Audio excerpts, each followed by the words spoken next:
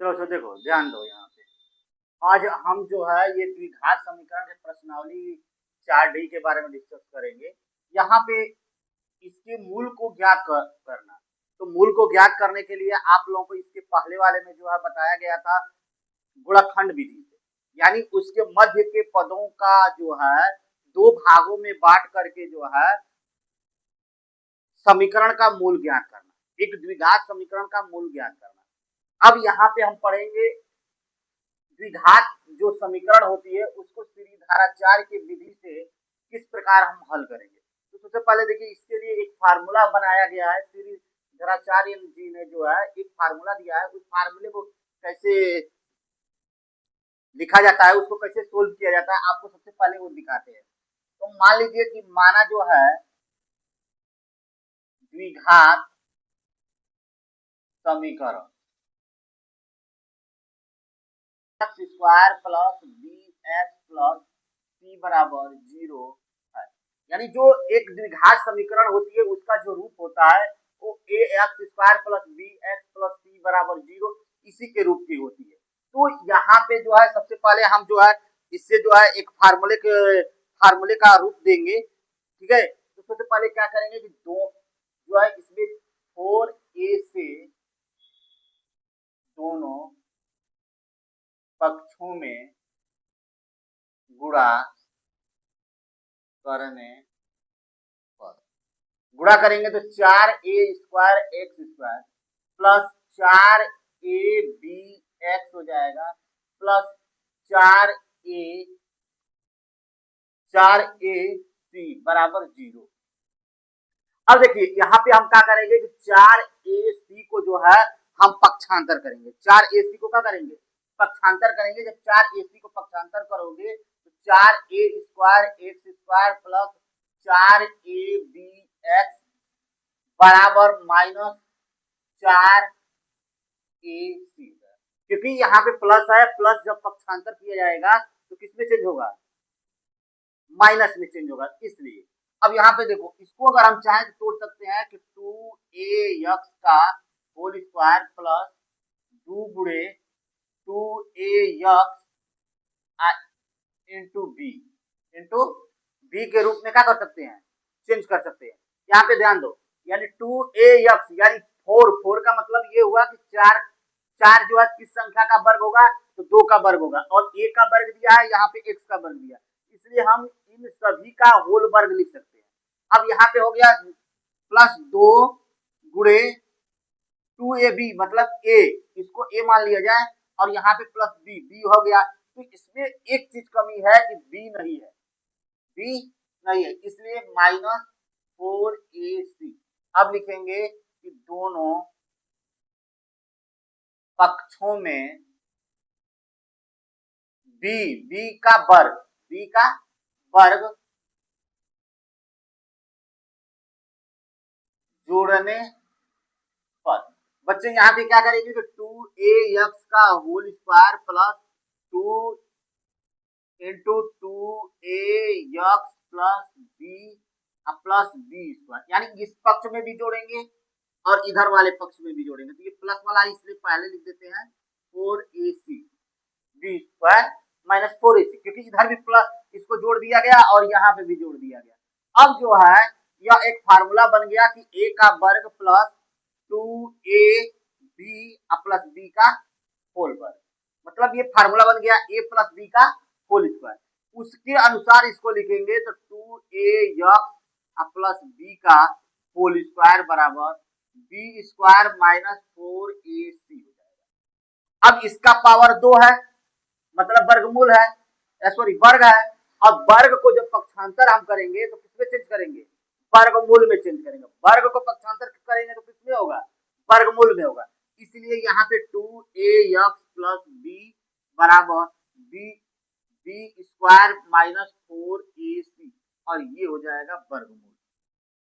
अब जो है यहाँ पे प्लस b दिया हुआ है, प्लस b को पक्षांतर करेंगे तो ये हो जाएगा 2a बराबर प्लस b जाएगा यहाँ पे तो माइनस b में चेंज हो जाएगा, ये प्लस में है तो प्लस में रहेगा।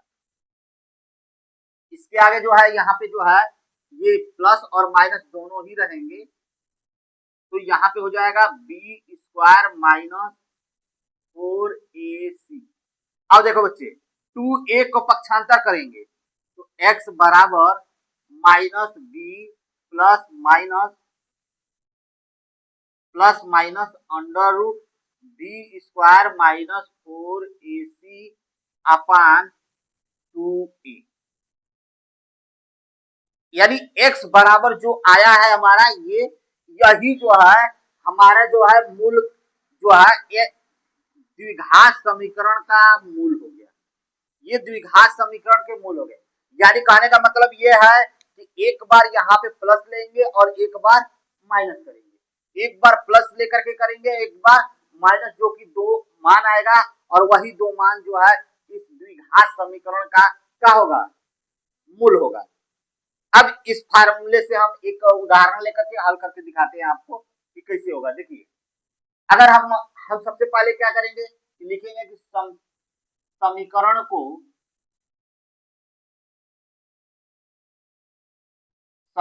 को A X square plus B X plus C बराबर 0 से तुलना करने पर। ठीक है बच्चे, देखिए यहाँ पे हम क्या करेंगे, समीकरण को A X square plus B X plus C बराबर 0 से तुलना करने पर। यानी यहाँ पे ए बराबर का दिया है, ए की जगह पे 3 दिया है, बी बराबर -6 क्योंकि यहाँ पे प्लस है और यहाँ पे -6 दिया है, इसलिए यहाँ पे -6 लिखेंगे। सी बराबर 2 दे दिया है। अब हम यहाँ पे लिखेंगे कि श्री धारा कार्य की विधि। फार्मूला हमारा होता है x बराबर minus B plus minus under root B square minus 4ac upon 2a। अब यहाँ पे x बराबर माइनस और b बराबर भी -6 दिया है। अब ये नहीं हम करेंगे कि यहाँ पे माइनस है तो हम यहाँ पे केवल 6 लिखेंगे, नहीं, ये -6 दिया है इसलिए बच्चे यहाँ पे कोष्टक लगा के -6 को लिखेंगे, plus minus under root B square, B की जगह पे दिया है -6 का वर्ग, और यहाँ पे हो जाएगा -4 गुणे ए बराबर 3 और सी बराबर 2 बटे में 2 गुणे ए यानी 3 हो गया। एक्स बराबर माइनस का गुणा करेंगे तो प्लस हो जाएगा 6 प्लस माइनस अंडर रूट, यहाँ पे बच्चे क्या होगा, ऋण में ऋण से गुणा करेंगे तो प्लस हो जाएगा और 6 में 6 से गुणा करेंगे 6 36 हो जाएगी, -4 से 12 12 12 दूनी के 24, 4 से 12 12 दूनी के 24, अब बटे में 2 तिहाई 6। एक्स बराबर 6 प्लस माइनस अंडर रूट 6 में से 4 जाएगा बच्चे क्या होगा 2, 6 में से 4 जाएगा 2 और 3 में से 2 जाएगा 1, 6 में से 4 जाएगा तो कितना बचेगा 2 बचेगा, 3 में से 2 जाएगा 1, अब बटे में 6। एक्स बराबर 6 प्लस माइनस इसका हम करेंगे तो ये हो जाएगा 4 अंडर रूट 3, क्योंकि 4 कह रहे हैं 4 से 12 बनेगा और 4 का जोड़ा बनाएंगे और बाहर करेंगे तो 2 होगा, 2 अंडर रूट 3 अब बटे में 6, यानी x बराबर यहाँ पे 2 को कॉमन करेंगे तो 2 तिहाई 6 प्लस माइनस अंडर रूट 3 अब बटे में 6 2 तिहाई 6 हो जाएगा।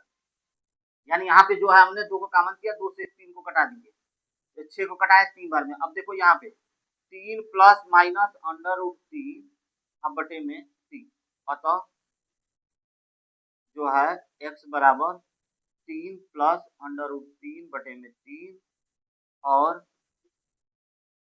3